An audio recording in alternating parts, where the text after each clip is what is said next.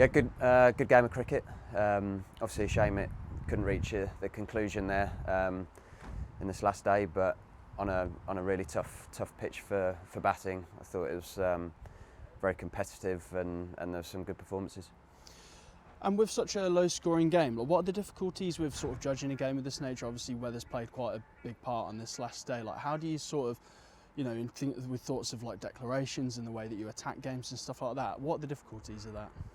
Well, I don't think you really have to think about declarations, particularly in games like this. It was about getting as many runs as you could in both innings. Really, you're never safe. We saw in the first innings, 160 for 2, and then I think we lost 60 odd for 8.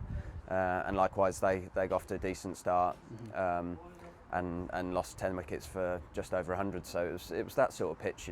If someone bowled well for a spell, you could lose 5 or 6 for no runs. They just kept going past the bat and people getting hit on the gloves, keeping low. It did everything really.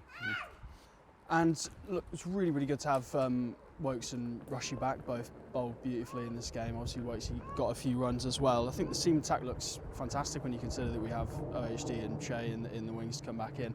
It's just really setting us up well for the next block of red ball fixtures that are going to come around in the middle of the summer and then on to the end of the season.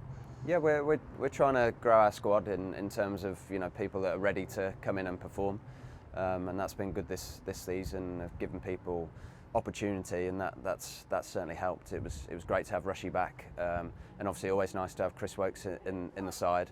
But we're happy with the way we're playing, and when the next block comes around, we'll continue to do what we have done this year, which is pick the best team that we think gives us a chance of winning that match.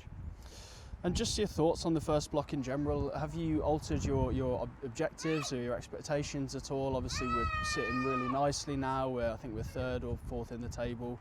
Obviously, no issues with looking downwards. It's just looking up.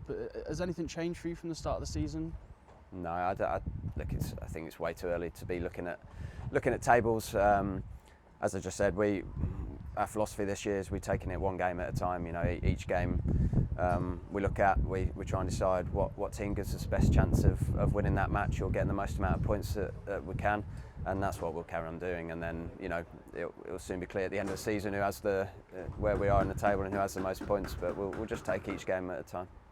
I just think lastly, looking at Sam's contributions in the game, I think he'll be probably the first to admit that he's struggled for a bit of fluency this year.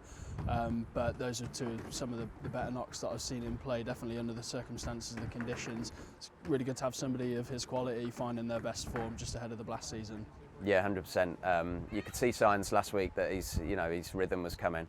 And it took a couple of special balls to get him out, but to get 160 odd runs on that pitch, against some good bowling, very tough conditions, just shows his quality and how valuable he is to us. So that was a special performance from Sam, and hopefully that gives him confidence going into the Blast, as you say.